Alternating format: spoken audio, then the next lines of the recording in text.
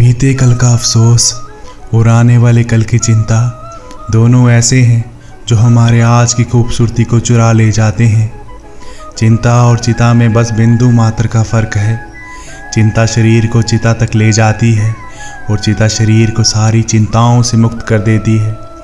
कुछ लोगों को उनकी खुशियाँ सोने नहीं देती तो कुछ को उनकी चिंताएं जगाती हैं। इस दुनिया में कोई किसी का हमदर्द नहीं होता। जीवन जितना सादा रहेगा तनाव उतना ही आधा रहेगा। चिंता करोगे तो भटक जाओगे, चिंतन करोगे तो भटके हुए को रास्ता दिखाओगे। श्री कृष्ण कहते हैं जीवन यात्रा में आपके साथ रहने वाले लोग स्थिति के आधार पर नहीं बल्कि आपके साथ रहने के तरीके के आधार पर जानने लायक होते हैं। इसलिए जीवन के हर पल का स्वागत करो क्योंकि ये हमारी शिक्षा का हिस्सा हो सकता है। चिंता कर कुछ हासिल नहीं हो सकता, परंतु चिंतन कर ऐसा कुछ नहीं है जो आप हासिल नहीं कर सकते। लगातार हो रही असफलताओं से निराश ना होना क्योंकि कभी कभी गुच्छे की आखिरी चाबी भी ताला खोल देती है।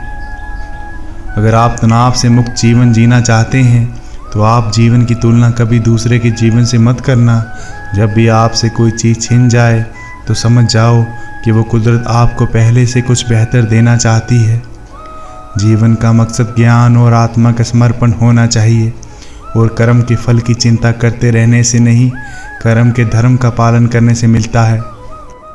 जो भाग्य में है वो कहीं से भी भाग कर आएगा और जो भाग्य में नहीं वो आकर भी भाग जाएगा। फिर चिंता किस बात की, आप केवल अपना कर्म करते रहें। सुबह से शाम तक काम करके आदमी उतना नहीं थकता जितना क्रोध या चिंता के 1 घंटे में थक जाता है। श्री कृष्ण कहते हैं फल की चिंता ना करो, कर्म करो। फल की अभिलाषा छोड़कर कर्म करने वाला व्यक्ति अपने जीवन को सफल बनाता है।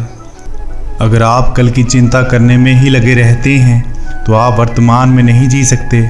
इसी तरह हमारे जीवन में दुख पीछे देखता है, चिंता इधर उधर देखती है और विश्वास सदैव आगे देखता है।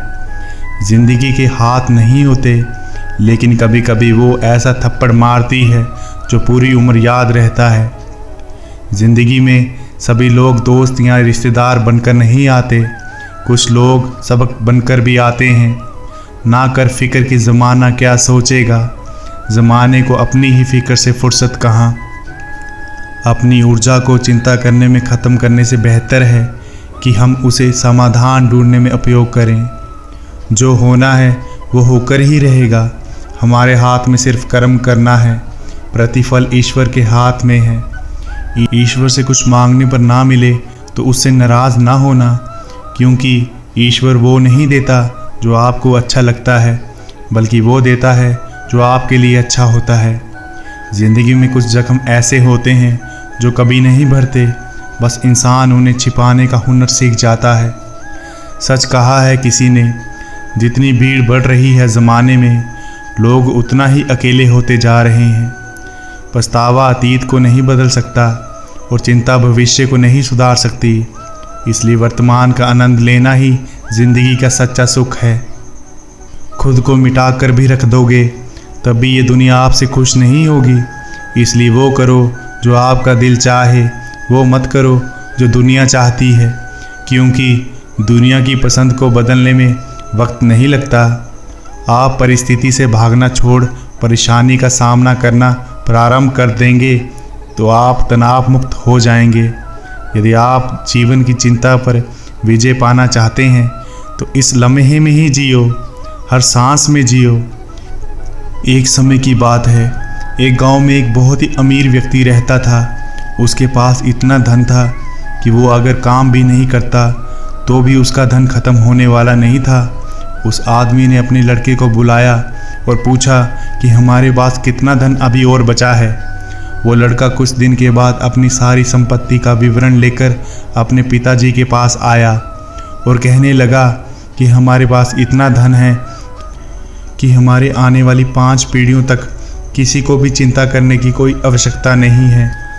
जब उस आदमी ने ये सुना तो वो सोचने लगा कि सिर्फ 5 पीढ़ियों तक ही हमारे पास धन बचा रहेगा और इससे आने वाली पीढ़ियों के बारे में हमें कुछ सोचना पड़ेगा। और वो हमेशा इस बारे में चिंता करने लगा। इसी कारण से उस अमीर व्यक्ति की तबीयत धीरे धीरे खराब होने लगी और वो बहुत ज़्यादा चिंता करने की वजह से बीमार पड़ गया। तभी उनका पड़ोसी उनसे मिलने आया और पूछा कि बहुत दिनों से दिखाई नहीं दिए, कहाँ थे। उसने सारी बात अपने पड़ोसी को बताई और तब उसका पड़ोसी बोला कि हमारे गांव में एक साधु महाराज जी आए हैं और वो आपकी समस्या का निवारण कर सकते हैं, आपको मिलना चाहिए। वो अमीर व्यक्ति साधु महाराज के पास गया और उसने अपनी समस्याओं के बारे में साधु महाराज को बताया। जब साधु महाराज ने समस्या सुनी तो वो हंसने लगे। साधु को हंसता हुए देखते ही वो व्यक्ति सोचने लगा कि ये मेरी चिंता का मजाक उड़ा रहे हैं। फिर साधु महाराज ने उसे समझाया, कहा कि हमें आने वाले समय को देखकर काम करना चाहिए, ना कि चिंता करनी चाहिए। अगर हम अपने भविष्य की चिंता करेंगे तो हम जीवन में कभी भी खुशी से अपना जीवन व्यतीत नहीं कर सकते। हमें कल के बारे में क्या पता हमारे साथ क्या होने वाला है। तुम्हारी बातों से तो ये लग रहा है कि तुम्हें 5 पीढ़ियों की चिंता हो रही है, जबकि आने वाले कल का किसी को नहीं पता कि कल को क्या हो सकता है।